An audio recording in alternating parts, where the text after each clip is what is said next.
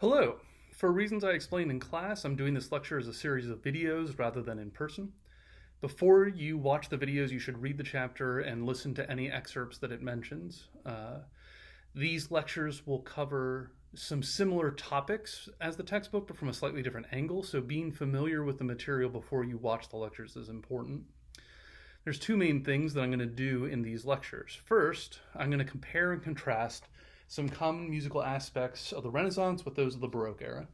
And second, I'm going to deal with the fact, as the textbook mentions, that Baroque is sort of a crummy name for a time period. So not only is Baroque not a complimentary term, but it also doesn't tell us much about the music of the era. The term was coined in the early 1700s by a critic. He was writing about an opera that he hated.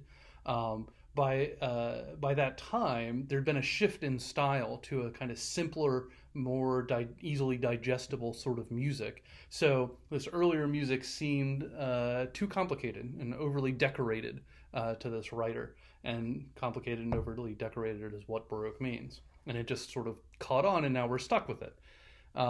It's important to remember that terms like Renaissance and Baroque come into use because they describe time periods where enough things are different that they can't be grouped under the same label, that a new label is required, right? Nobody living in the 1600s thought of themselves as living in the Baroque era. But later historians looked at the music before 1600 or so and after 1600 or so, and they thought that things were too different. We need to give these two different names.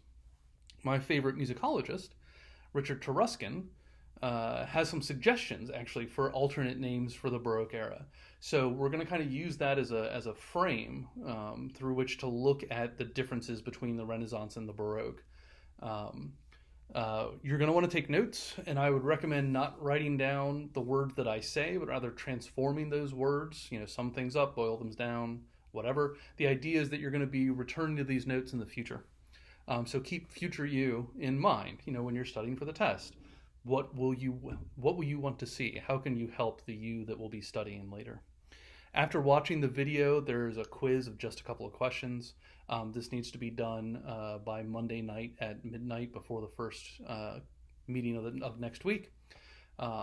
First Tuesday meeting in the class. These questions are actually going to be really similar to what you'll see on the test. So it'll give you a little bit of a practice before you start. So the next video will be about the theatrical age and is going to be in 3 parts. So enjoy, but first, let's see.